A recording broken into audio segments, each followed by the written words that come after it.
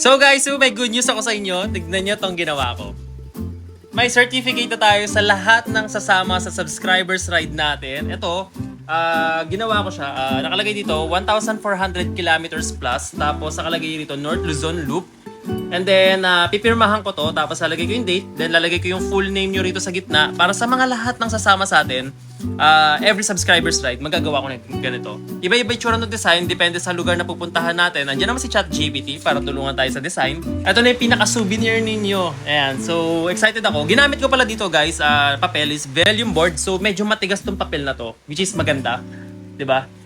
Para maganda to na i-display sa bahay nyo or sa kwarto nyo.